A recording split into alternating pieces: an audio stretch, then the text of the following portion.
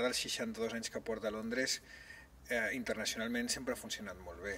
Nosaltres vam estar 5 temporades a Madrid amb aquesta producció i sempre havíem parlat de portar-la a Barcelona, perquè a més jo crec que Barcelona és una ciutat que estima especialment la novel·la negra i el teatre de policíac. Aleshores, sempre havíem estat donant voltes a la idea de portar-la, però sí que la volíem portar molt bé. Volíem portar una producció de primera línia, amb actors importants,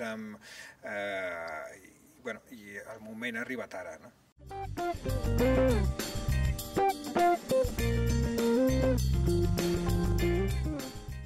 Ha sigut una feina important l'escenografia amb l'Anna Garay, perquè volíem un espai fred i que d'alguna manera reflexés l'estat interior dels personatges, que se senten atrapats dintre d'aquesta ratonera.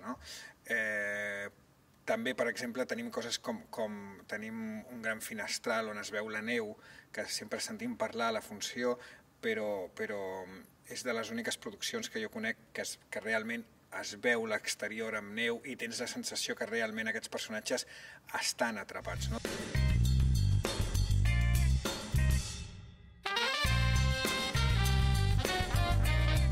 Aquesta és la diversió de la meva professió, que puc dirigir Agatha Christie i puc dirigir The Hall 2 també.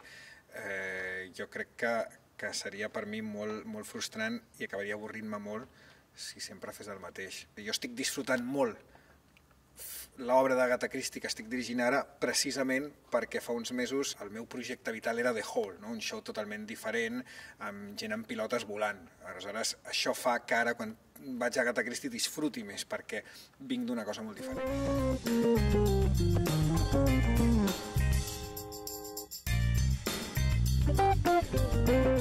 Crec que té una història, que és part de la història de la ciutat, i aquest tipus de funció que nosaltres fem, que és una funció molt, com et deia abans, molt lligada amb la cosa de la novel·la negra, que crec que Barcelona és una ciutat molt de novel·la negra, crec que hi ha una espècie de lligam també sentimental, amb un teatre que té una història a Barcelona, que no és un teatre